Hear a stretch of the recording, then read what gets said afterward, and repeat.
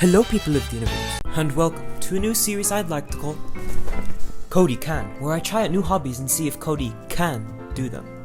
The microphone's pinned on the lead. You're probably wondering, why am I doing this? I am a firm believer that you should always go out of your comfort zone, and learning new hobbies is one way of breaking that barrier. One thing I do like— this sounds scripted. So I'm starting this series because I like hobbies. For instance, I like chain reactions. No, not the chain reactions that caused Chernobyl, silly, but more like dominoes and— what's that machine? Okay, so I found the name, it's Ruby Goldberg. I grew up watching dominoes. You know that channel, Heavish5? You know that sound that dominoes make that's really satisfying?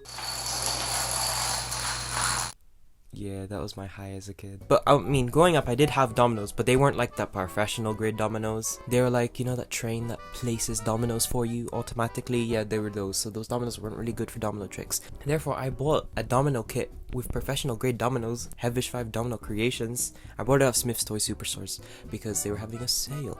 But let's go to the unboxing, shall we? Oh! Oh.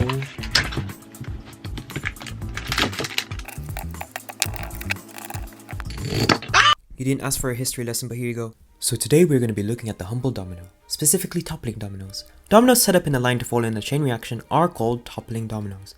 The average domino is sized 4.8 by 2.4 by 0.7 centimeters. Therefore, the width of two dominoes is the same as the length of one. The first ever dominoes, the ones with the dots, were made in the mid 18th century, which is, quite a bit long ago. And the first ever domino show was held in 1976, toppling a total of 11,111 pieces. Okay, so most of my facts are from Google, so don't at me as a reliable source. Thank you, bye. Okay, since this is a new hobby, I need to test things out. So I'm gonna be doing this segment called Cody Tries, where I try the tricks and the physics before actually going into it. Because by the end of this video, I want to kind of make a screen link. What is a screen link, you're wondering? Well, a screen link is basically multiple domino videos spliced together. So you fill in the square, you knock it down, you clean it up, you put another one down, you put more dominoes down, you knock it down, and then in editing you just splice them together, because realistically not many people have big spaces to make domino creations, therefore they do that. So yeah, that's a challenge. But first, let's go on to these testing dominoes, because I don't know if I can do them or not.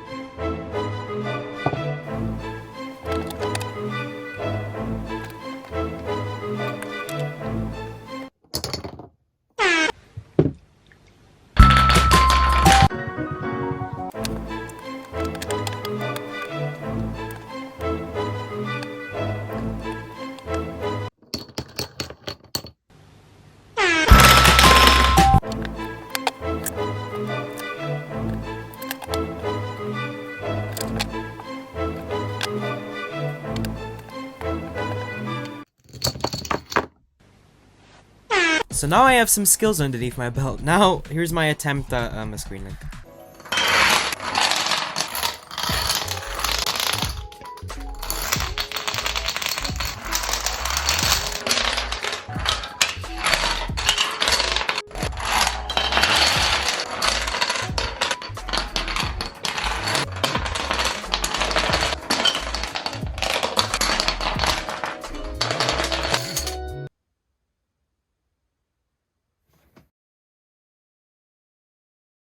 I know that video was kinda short, but guess how long the whole thing took me? Guess how long the whole thing took me to make?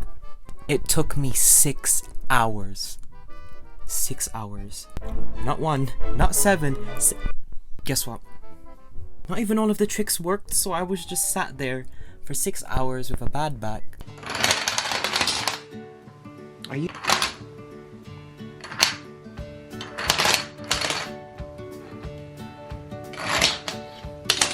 Here we go. If this fails, it fails. Let's go.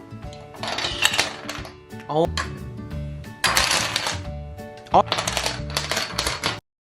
So would I say that was a success?